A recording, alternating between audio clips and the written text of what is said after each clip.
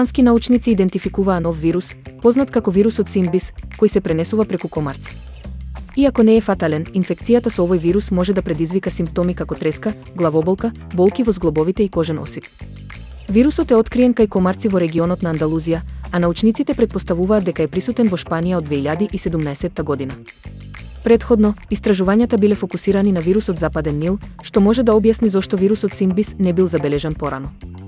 Овој вирус предходно бил забележан во Скандинавија и Алжир, а се верува дека комарци од Северна Африка или Кенија го пренеле на локалните комарци во овие региони.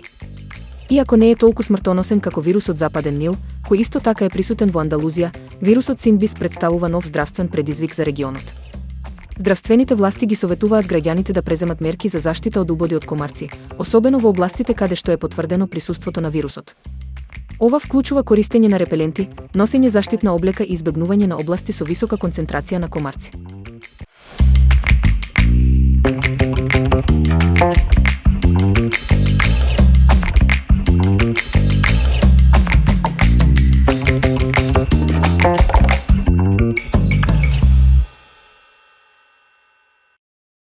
Гибаницата е едно од најпопуларните традиционални јадења на Балканот, омилено како појадок или вечера.